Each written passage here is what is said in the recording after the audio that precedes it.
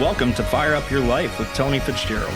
If you've liked what you watched, please smash that subscribe button. Welcome to the podcast. Thank you.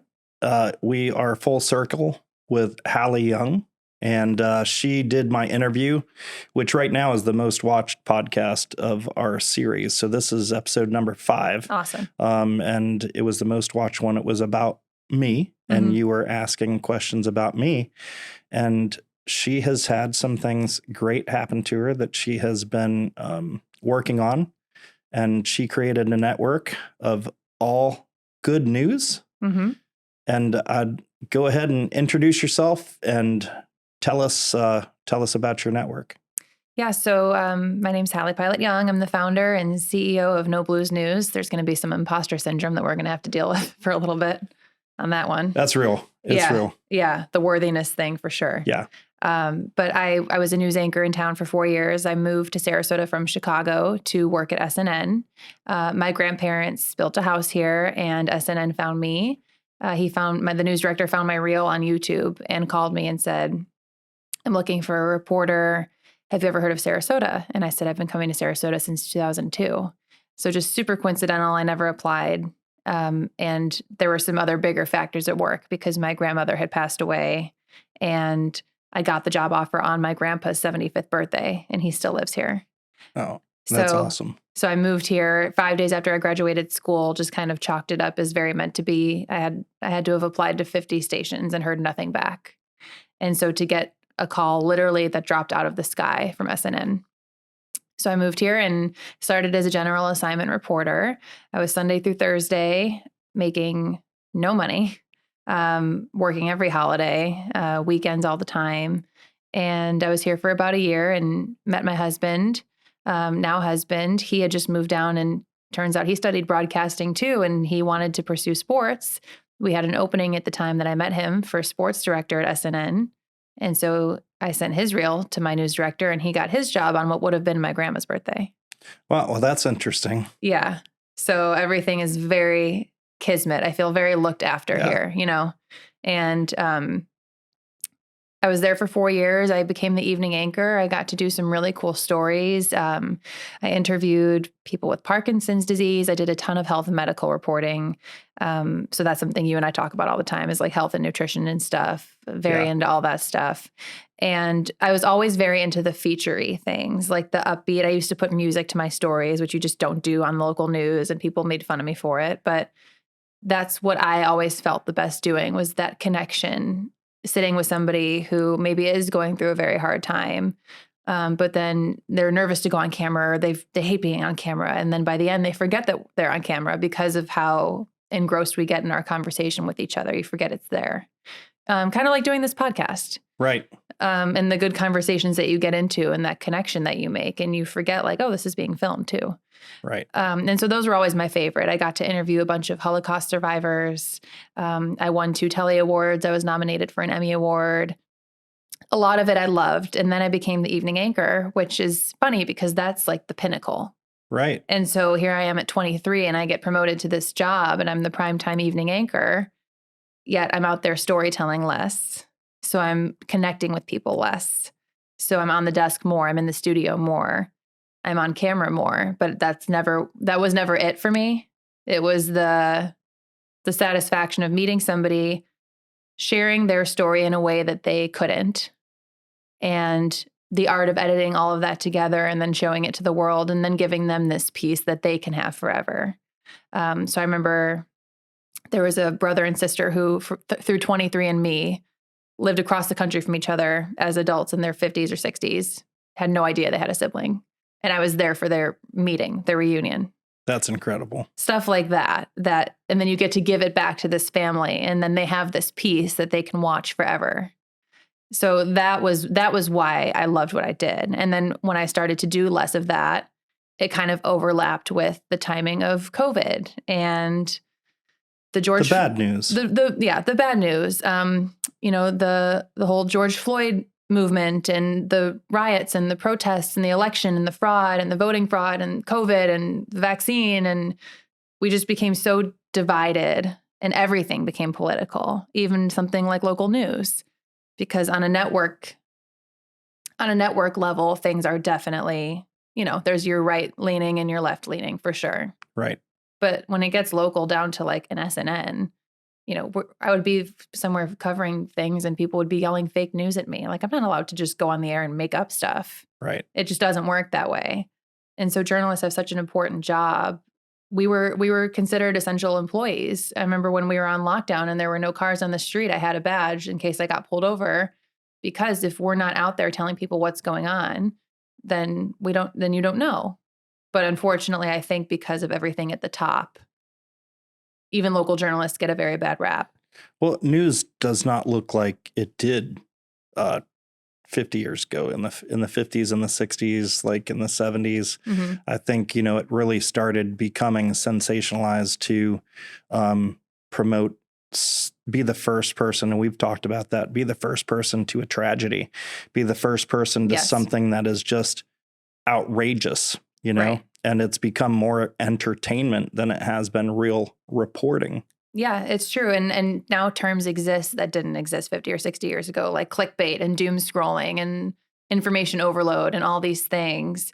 And yeah, news stations are competing with each other to be first. Like CNN is competing with NBC to be the first one to send you the push notification that Trump's being indicted. And in that, like the storytelling aspect and the information delivery aspect totally gets lost. So I had just had enough. I kind of felt like an autopilot, and I was sitting there every day saying the same thing, working late nights, 2:30 p.m. to 11:30 p.m. was my shift. I couldn't go to a dinner with my friends. I couldn't go to a happy hour, just things that normal people Sure. take for granted, And I was like, for what? Just to kind of sit here and tell everybody the same thing every day, and they don't even want to hear it anymore. Well, and you said something that stuck out to me, is it's the art of telling a story. Mm-hmm. And you're not putting the music in there to be like trendy. You're putting the music in there to be creative. So I think that being a artistic creator Mm-hmm. is really what makes you happy. Yes. While telling the story of hope and positivity. And like, I can hear that I would be feeling the same way Mm-hmm. as you in this job as an anchor, reporting news, but not really doing what you really love to do. Yeah, like with the Holocaust survivors, for example, I would sit with them for a couple hours at a time. And if I were just going to take their raw interview and throw that on the air for 2 hours, no one's going to watch that. Right. And I'm not allowed to do that. You have to condense things into such a short amount of time that gets the point across, but still figure out how to do that artistic storytelling. And so that's why like those feature stories were it for me, like the brain surgery series I did on the man with Parkinson's and the Holocaust stuff. Like that's why those ones stick out to me, because you're spending so much time with these people, learning so many things about them. And then it's kind of this added challenge for you as the storyteller. Like, I want to use every quote. I want to tell every detail, but you have to discern what to leave out and what to put in and how to tell it the most beautifully in the shortest amount of time. It's very weird. Yeah, editing is an art. Mm-hmm. And thank you to the editor of the podcast, because editing is an art. It is. This pretty much runs as the editors are paying attention to the video at the same time. So it's being edited while we're recording. And to your note, you didn't do it to be like, this podcast isn't about being on seeing me. Yes. It's who can we reach and teach, and who can we impact? Yeah. I got to the point where stories. I got yelled at for not being on camera enough during my stories. Like they'd be like, shoot a stand up, shoot a tease. And I'm like, I don't want to. Yeah. It's about them. It's about the story. Right. Absolutely. Right. And so all of this made you. Yeah. So I left. I went to the Haven nonprofit for people with disabilities, which was amazing. I was their director of development, and it was there that I really got to focus on the good stuff, because the CEO of the Haven said, I know you've never worked in nonprofit before, but I know that our story needs to be told, and I know that you can tell our story. And storytelling is also fundraising. Yeah. So if you can't tell the stories of the people that you serve and show concrete examples of the faces of your mission and I think donors would appreciate that so much more than just a tax receipt saying thank you for your donation. It's look at this family, and your support is what's helping these people. And people do donate for a tax write-off, but people donate to the cause because Right. they feel it. Right. Right? Like, yes, they might be just going to donate because they need to. Yeah. When you look at donors in America, about 80% of them do it for that. They want to give. They have an attachment to the cause. Right. Just the tax write-off purely is like 20% of donors. Yeah. Yeah. So most people really, truly want to give and to find a cause that they want to give to. And so to be able to represent the Haven and tell their story and fundraise for them was amazing. And in that, instead of a newsletter, I started Haven Happenings, which was a newscast at the Haven, which I'm still going to do for them. That's great. Good. Yes, once a month, and anchored by the news anchor has cerebral palsy. He's in a wheelchair. Never did his parents think that he would be anchoring a news segment. He's phenomenal. And then our meteorologist is a resident at the Haven, and they feel so good about it. And they exude this pride and this happiness on camera. And then all these parents started watching this, and they were like, well, this is the only news I'm going to watch now because it's happy. And so the more feedback I got from that, I kind of realized I could be doing this for everybody, not just the Haven. Right. And that's where this came from. And I think, I know people are lacking that good news feel. So what you've brought there, it's going to be incredible for the amount of people that you can impact to do the same thing. And I'm so glad that you get to keep doing it with the Haven too. Yes. Because I've been there. I loved the tour with you guys. And it's magical. And it's an amazing place. And if anyone is in the Sarasota area and hasn't visited the Haven, you have to set up a tour. Yeah. It's just a great feel-good place. It is. Just, kids, teens, adults with disabilities. I think that they are angels. I think they're on like a next level frequency that we can't even understand. They're just so loving. They have no judgment. If they do, they tell you immediately. They're honest. And we in society have put this barrier up. And just like we discussed, where you've got, even when I felt called to do this podcast, it's like you've got this imposter syndrome because you think, well, who are you to have a podcast? Like I'm not qualified. You're just Tony. Like you're just this person. And if that is the world, that is what the world is. And I was going to tell you, like, they probably don't have that when they're the anchor. Right. Right. And what a great place to be, and a great image to take, a great person to learn from is somebody like that doesn't have this baggage of this world. There's so much to be able to learn from them. Yes. Yeah. It's the baggage. Like they have no stress. Yeah. Like the drama that we all have and we create in our own minds and with each other, it just does not exist for them. And that's why we have so many who are so much older than they look, but they don't age physically in their appearance because they don't have stress. Right. And it's just really beautiful. Which made it all that much harder to leave and to start this new chapter, because I wasn't just leaving a job. Yeah. It's a very special place. And I wrestled with myself for a little bit about it. Like I would keep getting these waves of like, I need to do this. This is my soul calling. Like, this is what I was put here to do. And then you let everything else, like the steady salary and the benefits, and the smart decision would have obviously been to not take this leap and do this full time. A smart decision. The safe decision. The safe decision. That's right. The safe decision. Nobody grew by doing safe things. Totally. And that's exactly what I've been saying this whole time. I think that if it doesn't scare you, it's not big enough. 100%. And you don't care enough about it. Yeah. And I didn't want to be 1 foot in, 1 foot out in anything that I was doing. So at first, like my intentions really were, this good news thing. It's going to be a little something on the side, a passion project. I didn't think that I would leave my job to pursue this full time ever, let alone as quickly as I did. Well, it's a leap of faith. Yes. Yes. And just the more that I put time into creating this idea of what it could be and telling people who I thought would be excited, it's almost like a domino effect. Like, I feel like when you I compare it like when you're not living, when you're going for things that aren't meant for you, it's like kind of people compare it to swimming upstream. Right. And when things are meant for you, it's like a river that's flowing. And like when it hits a rock on the way down, it's going to keep going to the next one. And that's how this has felt for me in this short amount of time, because from conception to sitting here now, it's only been 5.5 months. But I met somebody who was so excited about this that they wanted to be my founding donor. And then I met business owners who were like, when you do this, we will advertise with you. And so started to answer some of those questions like, well, how is it going to make money? And those kinds of things that people asked me who care about me because they're just looking out. But in my gut, in my heart, this whole time, I've just known that we need this now more than ever before. And I just feel like I'm the one to do it. I just feel like I have to do it and want to, but this is like my duty, I feel like.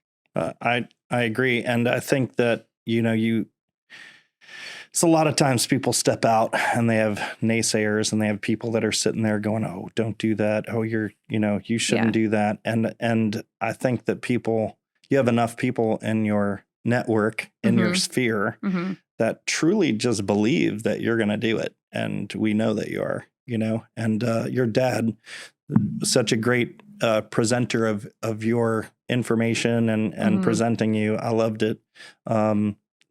So let me ask you a question. So that everybody knows, what exactly are you going to do on the No Blues? Yeah. So it's going to be a weekly newscast. Yeah. It's going to be video. So it's going to be like you're watching the news at home. But the beauty is you can watch it in the morning. It's going to drop on Thursday. So you can watch it in the morning. You can watch it in the evening, whatever works for you. It's going to be local news. So I'm going to be finding good stories in our community, and it's going to air on our 4 digital platforms, Facebook, Instagram, YouTube, and nobluesnews.org, where it will live in perpetuity. So that way you won't miss it. If you want to go back, if I highlighted your nonprofit or if I highlighted your business, it will always be there for you to access and share. And especially if somebody is trying to promote, then it's a shareable video content. Exactly. And it's going to be very good for your business. And, one of the things we talked about, because obviously there is tragedy out there, and there are also so many things that come out of tragedy that can be good. Yes. So that's also something that I know can be focused on. And if we have viewers here, just, there is a place for them to go on your website, right, to submit story ideas. Yeah, to submit story ideas, anything happy I want to know about. And I think the good things coming out of tragedies, it's literally like a rainbow after a storm. And a perfect example is, and I talked about this with my husband, like Hurricane Ian. Like if No Blues News existed when Hurricane Ian was happening and I didn't talk about it, it'd be weird. Like if I didn't acknowledge that this thing was happening. But what's happening while this bad thing is happening is that all these people are coming together. And the day after a tree was knocked down in our yard and we had no power, we're meeting neighbors that we never knew who are coming over to help build our generator and help set us up and get us back where we need to be. And those are the stories that need to be told. Right. And like you said, during COVID, right, there was so much bad stuff happening.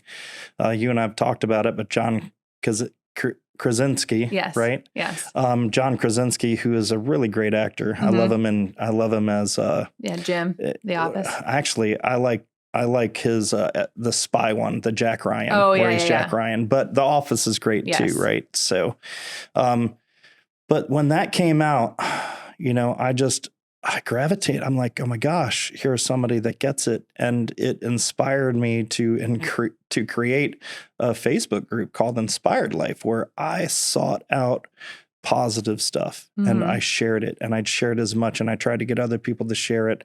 So there's a large network that you're going to, put all your stuff out. You can share it all there on the Inspired Life. And I think I did change it to Fire Up Your Life for the podcast, because that's what it's evolved into. And it's just so great. I mean, I remember there was a hospital and all these people parked their cars during COVID. They got out and they sang an amazing Christian song, right? And it was called Waymaker. Oh, I have goosebumps. right? Yes. Waymaker. Yeah, And they it's the were all best. in this parking lot. And it was just, gosh, it's just such a good feeling because we have enough stress in our life every day with our own personal stuff and the doom scrolling. Yeah. It's addictive to why do you think bad news is addictive to people? What do you think it is? I think people are addicted to that like adrenaline, like that Yeah. fight or flight response of like, what's the next thing going to be? It's like, when you Yeah. pass a bad car accident or a train wreck and you say that you couldn't look away. I think on some levels, people are addicted to that feeling of seeing something shocking and knowing about it.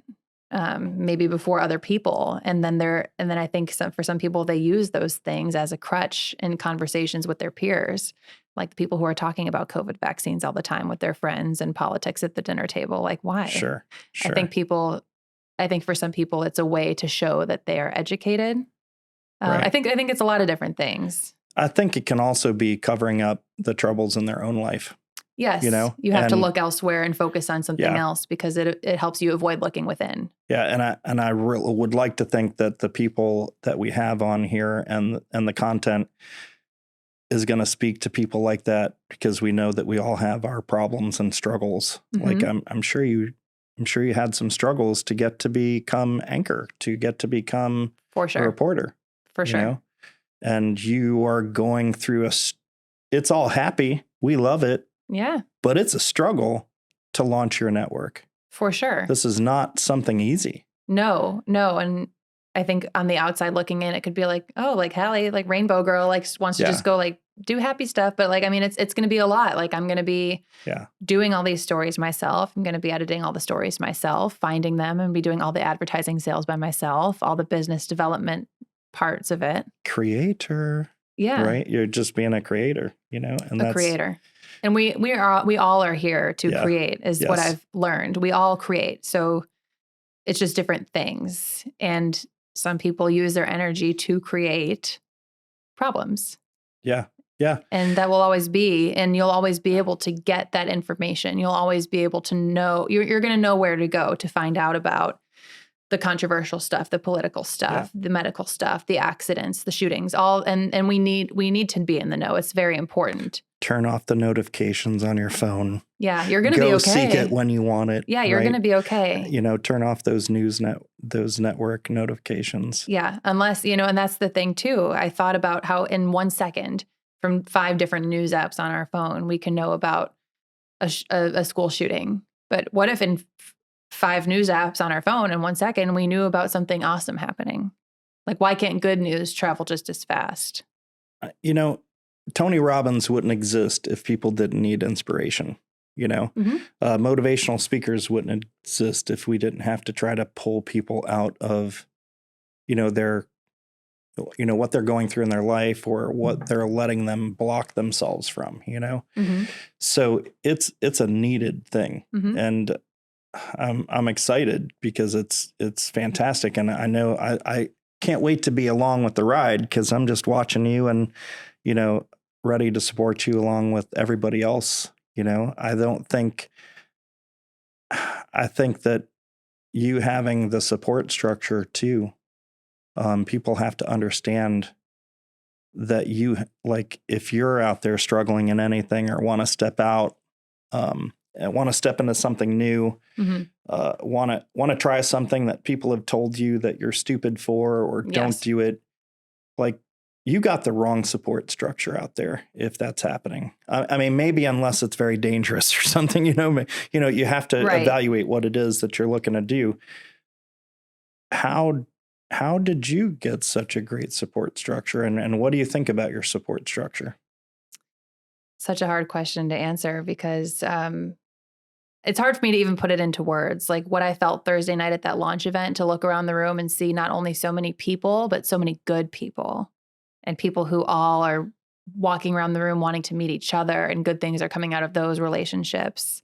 I feel like I have just been very fortunate to, and we were talking about this before we started recording, like I hate the word networking because networking feels so self-serving. Like I'm there to network. Like I'm there to It sell. sounds corporate. It sounds, yeah. And it's really it's just connecting. Like the group that we're in together, BNI, I know it's a networking group. I know BNI stands for Business Networking International, but what I think about in our BNI group is Angie, whose husband got diagnosed with cancer, and we all came together to support her and make sure that she was taken care of and make sure that we're giving her business and giving updates on her husband during the meeting. And that's what we do for each other. And I feel very fortunate that I've encountered groups like that. And I haven't really had to walk away from any that weren't giving me that feeling. that weren't for you. Right? Yeah. Like I feel like I just feel very fortunate in that every group and every person that I've found, the energy is a match and the vibe is a match. Yeah. And is it luck or is it just you attract what you put out? I don't know. I think maybe a little bit of both, but I think a lot of inspiration from, our creator too, and one of the things that I noticed and it brought to my attention when you were talking is that the people that you did stories on followed you as a friend because you didn't just report their words, you reported their feeling. You were able to really connect with them, and connecting is what it's all about, right? And like we are connecting in a group, and humans need connection, and again, if someone's listening to this and you're out there and feeling that there's no connection, you just have to go find it. You do have to find it. Sometimes it's not going to come to you. You have to go find it. And you went out and sought some stories and really connected with these people. And I found that amazing. And at the end of this, I'm going to have the editor put your video at the end of this podcast so everyone can watch that, because it's just really great video. I wasn't crying. It's okay if you were crying. I wasn't crying. Yeah, I'm not crying. You're crying. That's right. Yeah, I think it's that word connection. But also I think what my superpower is, like at the Haven, we had our gala, my disability is my superpower. Yeah. And I wanted to start asking other people who don't have a disability, what's your superpower? What makes you special? And I think what it is for me is that I hold space for people who need to be listened to. And so with PJ and Diane, who I did that Parkinson stories on, the Holocaust survivors, I wasn't sitting there just reading questions off the list. I was holding space for them, giving them a safe space to share their story with someone who I feel they can tell cares very much. And so whether it be a blessing or a curse at different times, I definitely put my heart into everything I do. And I get very emotionally invested in everything I do, which is doesn't always make my life the easiest, but it's what makes me me. And I think it's what makes me such a compassionate storyteller and what makes that compassion come across in the pieces that I put together. And so to be in a room Thursday night with, 150 people who recognize that and see that in me is very humbling and makes me very excited for the future, just to see that people know that we need this, but then also trust me to be the one to do it. Right. Holding that space for people to feel safe. I can relate to that as a firefighter. And, everybody's different. Everybody has their own personality, obviously, and everyone has their own superpower. And there's two things I want to talk about. One is, if you're out there listening and you don't know what your superpower is, you got one. And sometimes I think people can't find it or see it, but their friends can. Yes. Their family can. So if you ever need inspiration, you just can ask your family what is good about you, because they'll tell you, and you would be sorely missed if you weren't in their lives, and it's just so important for you to know. One of our friends at BNI brought it up, if you, write down the 5 things about you that stand out, or that's your business, that what you stand for. And I think the imposter syndrome can take over, can beat you down, can prevent you from doing the things, but your friends and your family are your first connectors that can tell you yes, who you are if you don't know. I totally agree. And yeah, and it's not even an ego thing. It's not like, why am I so great? It's just how sometimes we're so Right. close to, we're too close to ourselves to see it. And there is definitely imposter syndrome that comes with that. You know, we were talking about it, you starting a podcast. Well, who am I to start a podcast? Me starting my own business and leaving a full-time job to start a business at 28 years old, and it's a nonprofit. You know, like who am I? Do I deserve to have this flexibility of an entrepreneur? Yeah, I do. Yeah. And I'm learning that every day. I'm learning that. Right. And it's going to be no, I don't want to call it a struggle. It's going to be a learning process for me to truly know that down to my core. I am deserving of this. I am deserving of these opportunities. I'm doing a good thing, and I deserve to have this life. Yeah. And I think the word struggle tends to have a negative connotation, but like you got to realize that you got to go through it to get to attain something. Yeah. You know, you have to go through it. Yeah.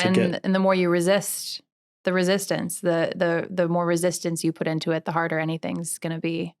Right. So obviously I'm having to learn all of these things about being a business owner, like QuickBooks. Like, you know, do I want to sit there and learn QuickBooks? Not necessarily, but I'm realizing that if this is going to be my baby, I want to know all of the ins and outs of this from the beginning. So that way, when I do, God willing, one day hire people and expand this team and grow this, I know the ins and outs. And you can't have your head in the sand on this stuff. Like when you're growing a business, you have to own all of it first. And then you start realizing, okay, here's where this is what's bringing the most return. Yeah. And I need to start leveraging this piece. Right. Now that I know it, I know what's expected. Right. So that way I can know how to track it and how to find the right person for it. Yeah. I know it's not sustainable for me to be producing all this content, finding all this content, and doing all the advertising sales. Like, that's not sustainable. But for the beginning, I think it's as hard as it's going to be. It's very important that I learn it all. It's the same thing with anything, really. With news, I was shooting all my own stuff, carrying the camera, editing it, voicing it, writing it, anchoring the shows, producing the shows while I was on the anchor desk, juggling content and commercial breaks to make sure that we wouldn't be in black space. Yeah. And there were for sure days that I came home crying and why am I doing this? And the more that you can learn, the easier it's going to be when you go somewhere else. Like, I compare it to when I was in middle school and I took guitar lessons, and the guitar that I brought in was just a really crappy guitar. And my guitar teacher said, this is so hard to play on that if you learn to play on this guitar, you'll be able to play any guitar. And that's like, I remember that's how I very much compared my experience in local news to that guitar. Not that it was a crappy place, but to be doing all those things. To have all the odds stacked against you and to still do it well and get it done. Like, imagine when all I have to do is report or all I have to do is produce. How easy it's going to feel then. And everything, I know that everything has led me to this now. Like those days where I covered breaking news and was sweaty and crying and all those things. And then going into the nonprofit world, like this is the intersection of those things, like the storytelling and the philanthropy. And I know that without any of those struggles or challenges, I would not be who I am. I would not be as good at what I do. And we probably wouldn't be sitting here.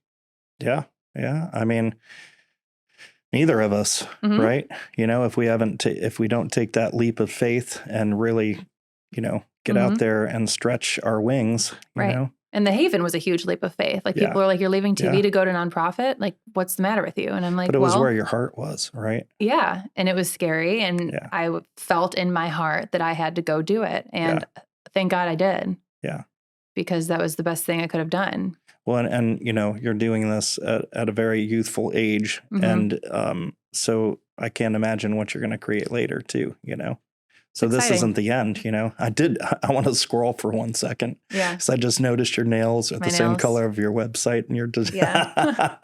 I brought in my exact branding colors to get my nails done. That is so funny. And the lady's like, okay. Okay. That's great. I just noticed it though. Oh, yeah. Yeah, no, this was purple the other day. It's fading. But yeah, I mean, I've always been attracted to like rainbows and colorful things. And well, the retro look really is great to your whole branding. Yeah. You know? The nostalgia, just simpler times. And Frankie with Angadi Design, who's doing all the branding, she's freaking phenomenal. She did an amazing job. And literally all I said to her was rainbow, retro, happy. Yeah. And she nailed it. Yep. It kind of reminds you a little bit about Partridge Family, a little bit about, it's like kind of Brady Bunchy. Old school TV, Brady Bunchy, you know? Yes. Yeah, and just simpler times, I think, when we weren't overloaded with so much clickbait and social media and all these things that have made us so divided, just simpler times. Like the news still may have been negative then, but at least you knew that, okay, everybody's watching NBC Nightly News right now. Everybody's getting everything from one place. There isn't this and that and all these different things. And I think was really reporting too, as opposed to biased. You know? I mean, you know, of course, I'm no expert in the news, but you can just see the bias that has grown, you know. For sure. And everybody would like to. And guess what? If there's going to be bias, let's make it happy. Yeah, right. Let's just make it happy, not political. Right. Yeah. And I remember even when I was, you know, in local news, there was I'll never forget this. There was some bill that was put in place. Essentially, the long and short of it was to give gay and transgender people more rights, you know, whatever it was. Yeah. And I remember I made a comment like, a step in the right direction. Like, that's a step in the right direction. And the news director came in and was like, you can't say that. And I'm like, really? Like, I can't say that it's good that people are being treated well? Yeah. Like, why is everything so politically charged? Well, and to that point, regardless of how you feel about it within what you believe or for yourself or your family, our job is to love everyone. Totally. And meet them where they're at. Totally. You know, and just, gosh, man, you know, I never would want someone to feel so outcast that they go home and cry every night or they're sad, you know, like I know that you can't prevent people from being sad. Yeah. And I want to say, I'm not a psychiatrist or a psychologist, but I've seen enough devastation in my career and lifetime that I really want people to be as happy as they can be. And in order to do that, they have to feel fulfilled and accepted and in community, you know, and regardless of this rule or that rule, or I thought of a new little thing to say, why be left or right when you can be bright? I love it. How about that? You know, I love it. Like, you know, I love it. Just I thought, obviously. Really, like, you know, if, you know, you know, of course, not all news is positive. We understand that. But there's always a silver lining on a cloud. Yes. You know? Always a silver lining on a cloud. Yes. And it's just those silver linings. Like when you were a firefighter, you remember how quickly news crews showed up. Oh, gosh, yeah. Immediately. And it's funny because we were doing that at about the same time. And I've got to say that without knowing it, we've probably been on some of the same scenes. You know, for during sure. the same time. For sure. You know? And just like, what if news crews flock to good stuff that way? Yeah. But and I remember, you know, at the time, if we had to keep news away because we weren't done. The story wasn't ready to be told. Right, you're still investigating. You need to make sure the facts are right. You know, we had no idea. We were just assimilating.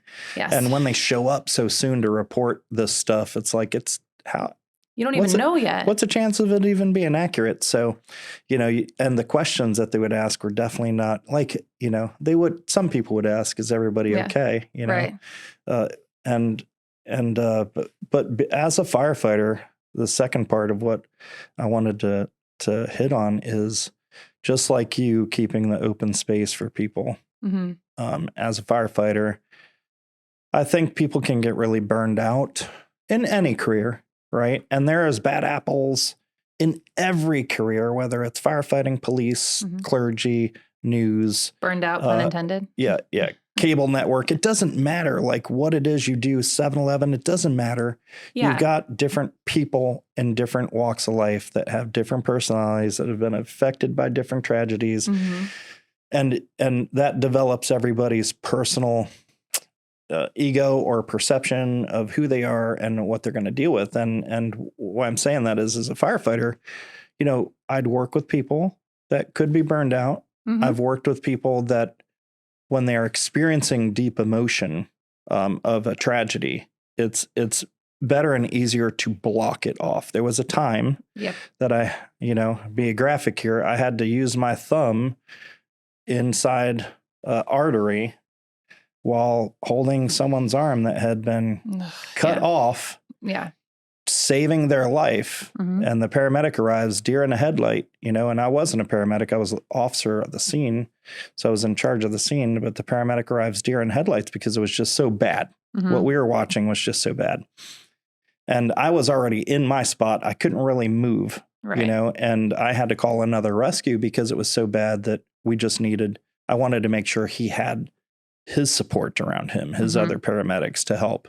And while I'm doing that, I'm sending my mind on a mental vacation to the tropics. Yeah. While I'm paying attention, I'm imagining being on a beach somewhere with the palm trees and everything so that I could cope with what was happening at the moment, Wow. And none of it did I lose clarity of what was going on. But there are people that can't do that. They just shut down.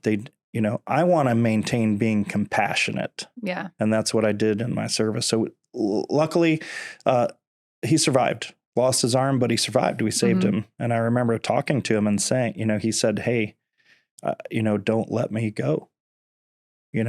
So hard to be in those spots. And those are tragic times. Those are tragedies. Those are hard times. And I was very thankful that when I'm there, I realized that I was just the right person to be there at that moment. And that's how I can cope. And there are people out there that have had these tragedies and they can't cope. Yeah. But one of the most memorable things that I've ever done is being with some of the older people in retirement centers. And I would walk in and they would be going for maybe something that's not so critical. We'd be transporting them. And you'd walk into their retirement home and you would just see the story of their life all over their walls. Yeah. And I went into one time and there was a rocket with the last name of the person that we were transporting. And it was her late husband who was a mission control person at NASA. Yeah. And just to be able to listen to that story while she's ill it treats her, So my point being, it's so therapeutic to listen to people and to give them validity in what they're doing, It is. So I just know that this is also going to do that for so many people. Yeah. Yeah. And like, those are the kinds of stories too, that I want to tell, like of those first responders and having that burnout and that compassion fatigue. And we were talking earlier, there are agencies here like Resilient Retreat that has these workshops and these resources for first responders who have this burnout and this compassion fatigue, like connecting people like you with agencies like that and vice versa, just solutions-based reporting that's going to connect people with the resources they need and connect resources with agencies that they can give them to. I've always wanted to figure out a way to tell those stories out there before we lose that history. Yeah. Oh gosh. Yeah. And it'd be great if, I obviously as a creator, right? You're always, hey, let's do this. Let's do this. Let's do this. That's where you have to wrangle in your thoughts, right. But just those stories, if people have stories like that they can tell, bring them to you, you know, because it's not just about what happens now, but maybe there's somebody out there that that has some amazing thing in history that we don't even know about, but to tell that story, right? Yes. Especially in their golden years or even if they've passed, just to tell that story and leave that legacy. Yeah. I think you're going to help a lot with people's legacy. Yeah. And that's the goal. Because when we don't tell those stories and don't remind people of the things that people who came before us had to endure, that's how history repeats itself, right? Sure. So that's why, like the good and the bad on that one. The good and the bad. Yeah. Like the Holocaust, like it really wasn't that long ago. No, it wasn't. It wasn't that long ago. And there are so many people here who are, they were old enough at the time to remember it now. But they're passing away. And so that was something that I felt really strongly about, getting to sit with those people now while we can get their accounts of what happened and make sure other people know. Just again, for perspective, for a reminder that things could be a lot worse. And that is something that my career has taught me so much. Yeah. So whenever I run into these things today, I can sit and remember, well, it's not this. I'm not on the ground bleeding out and my arm was cut off. Yeah. Yeah. You know? Yeah. And it's just, that we are losing so much of that, the greatest generation. There's so much to learn from them. And so much. I just wish, maybe Generation Z and can get out there and help tell that story, and millennials can get out. I think we retire the older generation and we just, they're retired or they're old or they drive to, they drive like, gosh, there's so much to learn from people. Oh, they're all people with amazing stories. So much to learn, so much history that you just don't know, just like that, I mean, I went into someone else's house one time, back before I was a firefighter, actually did cable, right? Like I installed cable. Yeah. And this guy was a hunter, an African hunter. And back when you were allowed to hunt whatever, but he became the biggest conservationist, but I wouldn't have known it had I never just popped into this guy's house and seen the trophies that you would not be allowed to keep today. Yep. But he kept in there, and he kept in there as a reminder for conservation. Wow. And it's just, that's two places that I'm talking about. And there's how many humans here? I know. With such a rich history in Sarasota, with there was a military base in Venice. People don't even realize that, the Ringling Circus. I mean, there's so much here. Yeah, there's so much here. I feel like this is a perfect launching pad because of how much good there is here and how much culture and arts and history. It is. Yeah. Can you share a glimpse of any of the stories you might be working on right now? Yeah. So, for example, a former coworker that I used to have is working at the police department now. She found out what I was doing and she said the chief of police on Saturday, May 20th is giving out a bunch of iPads to underprivileged kids. That's awesome. She's like, can you be there? Absolutely. I'll be there.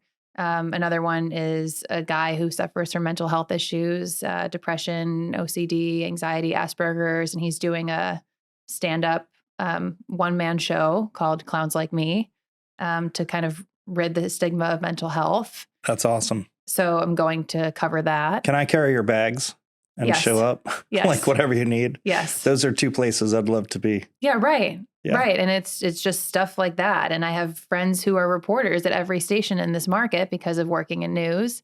And so I've said to all of them, hey, when you get the good news stuff that you can't cover or a story pitch that you think I might like, and one of them already from Fox 13 texted me today and she was like, I have your first story pitch. And it's about people with disabilities, like doing theater productions. And it's great. Just good stuff. And maybe they watch it and pay attention to it enough to do a little feature. Yeah. That'd be great. Yeah. If they could start featuring the good news on the news network and propel you too. Oh, yeah. Yeah. I'm so overwhelmed with support. Like SNN was at the launch party and did a story. I mean, I just feel so grateful and supported and like people are very ready for this. And there's so much unknown. Like I'd really like as a citizen, as a person that's lived here since I was 5, I still don't know all the things that are out there. And I'm out there a lot. Pretty local. Yeah. And just found out about the elephant rescue, which in Mayaca, was so awesome. Had no idea. Had no idea. And it was just such a good feeling to be out there and to be close to them and to know that people care about these animals, Yeah, and we have a lemur conservation foundation here. I mean, there are about 800 registered agencies just in our small Manatee, Sarasota area doing so many amazing things, helping people. And within each one of those agencies, there's a multitude of amazing stories. That might be if you don't already have it, that might be a great link on your page to some of these conservationist places, It might be a great link. I also thought maybe you could have you might have already thought about these, but I just had a couple ideas. I was thinking maybe you could have a page for wedding announcements so that they could, I like that. or engagement announcements, and they could pay, or birthday shout outs or birthday shout outs, for $1 or $2 or, you know what I mean? To get it out there, just to help support you too, and I think that'd be pretty neat. That's a great idea. Yeah. I love that. I picture like the Today Show with like this birthday segment sponsored by Smuckers, and it's like the jam in the background, Right, and then maybe, weekly for a donation of what feels good to you. Yeah. You can give your loved one a birthday shout out, and I can do a whole, Yeah. I mean, working on planning a cooking show that happened last minute at BNI after we all left today. Oh yeah. They want to do a cooking show. That's great. I mean, there's so many people who want to get on board and be associated with something so positive. Give a shout out to Sophia's Lakewood Ranch. Yeah, Sophia's Lakewood Ranch on Main Street. If you haven't eaten there, the food is fantastic. And the people are even better. And you feel like you're eating with family. Yes. Yeah. Angelo, the owner and head chef, donated all the food for my launch event. That's incredible. For 150 people. That's amazing. And I can't thank him enough. And he's just like, no, don't mention it. Maybe we should have a quarterly or monthly good people get together with, if people are out here, I think I wouldn't say we're lucky, but it was strategic. Yeah. Right. We are looking for good people to align with. Yes. And if you don't align, that's okay too. Still going to love you. But it's easier and better to work with people that are in alignment with you and your goals and your direction. Yeah. And, people have said, oh, you're the sum of the 5 people. I don't believe that. But I do believe that if you're surrounded by turkeys, it's hard to fly like an eagle. You know what I mean? I do think that you do have to have people that inspire you and don't bring you down, you know? So if anyone is watching this that needs good people, there are so many networks to go find and so that you can make connections with, and look for I'll put links below this for your website and for your Facebook page and the Facebook groups that we're associated with, just so that people can link up. And it'd be really cool to have a No Blues News good people event. Yeah. Right. And just because if maybe you don't know how to find the good people, let's all bring them together so that people can find other good people. Exactly. And that's one of the reasons why Thursday night last week felt so surreal, because I was watching all of these good people I know meet all of these other good people I know. And who'd never been in a room before. And who wouldn't otherwise be in a room. Yeah. And I felt that too. Like, I'm like, oh my gosh, there's this person. Yeah. Like my dad and my mom with all, and my in-laws with all of these people that I see on a business level all the time. And them loving talking to each other. I mean, you kind of compare it to like a wedding. Like that's what I said about our wedding. It's like all these different people from different areas of our life that otherwise never would have met each other. Well, and gosh, diversity is such an important thing. You like diversity in all things, because it keeps us on a track instead of going way over here or way over here. Diversity helps. And I always said that with the fire department. I mean, you can't all look like one person, whether it's a color, a size, a height, a personality, because that is not a team. That's a bunch of sticks, right? And you've got people that needed to go into confined spaces. You've got people that need to be able to do this, that need to be compassionate, and they may not all be the same person. Yeah. And that's why diversity is so important in the workplace and your friendships, And it's not diversity to force a square peg in a round hole. It's really about who can you align with that brings a lot to the table, not because you need something from them, but you can create something with them that's more than what you create yourself. Yeah. No, I totally agree. I think that's very beautifully said. Yeah. Yeah. So I look forward to your growth, and I can't wait to share all your stuff. Thank you. People are going to get sick of me. Thank you.